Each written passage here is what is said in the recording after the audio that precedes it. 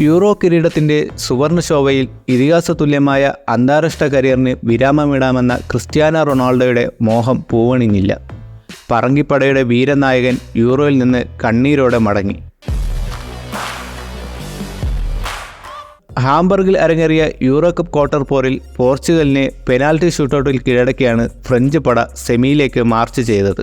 നിശ്ചിത സമയത്തും അധിക സമയത്തും ഇരു ടീമുകളും ഗോൾ അടിക്കാൻ മറന്നതോടെ വിധി നിർണ്ണയിക്കാൻ penalty shootout വേണ്ടിവന്നു. 5-3 ഷൂട്ടൗട്ടിൽ France പോർച്ചുഗലിനെ മറികടന്നത്.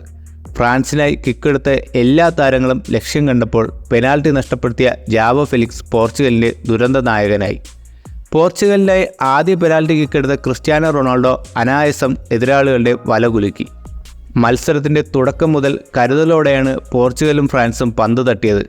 Goal score ചെയ്യുക എന്ന ഗെയിം പ്ലാനിനേക്കാൾ ഗോൾ വഴങ്ങാതിരിക്കാനാണ് ഇരു ടീമുകളും ശ്രമിച്ചത്. ഇത് കാരണം മത്സരത്തിൻ്റെ ആദ്യ പകുതി വിരസമായി മാറി.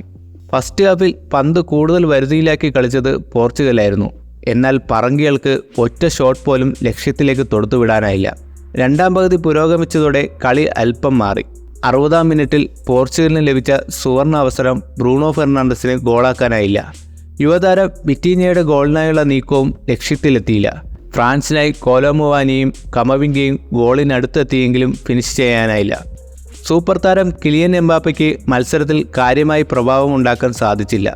എക്സ്ട്രാ ടൈമിൽ ഗോൾ നേടാൻ പാകത്തിലുള്ള മുന്നേറ്റങ്ങൾ ഇരു ടീമിൻ്റെയും ഭാഗത്തു നിന്ന് അധികം കണ്ടില്ല. 39-കാരനായ പോർച്ചുഗീസ് നായകൻ ക്രിസ്ത്യാനോ റൊണാൾഡോ 120 മിനിറ്റും ടീമിനായി കളത്തിലുണ്ടായിരുന്നുവെങ്കിലും സ്കോർ ചെയ്യാൻ പരാജയപ്പെട്ടു. മുന്നേറ്റ നിലയിൽ റൊണാൾഡോ പലപ്പോഴും ഒറ്റപ്പെടുന്നതായി അനുഭവപ്പെട്ടു. പെനാൽറ്റി ഷൂട്ടൗട്ടിൽ ഭാഗ്യം ഫ്രാൻസിനൊപ്പം നിന്നപ്പോൾ പോർച്ചുഗൽ യൂറോ കപ്പ് സെമി കാണാതെ പുറത്തായി. സെമിയിൽ മികച്ച കളി കെട്ടഴിക്കുന്ന സ്പെയിനാണ് ഫ്രാൻസിൻ്റെ എതിരാളികൾ.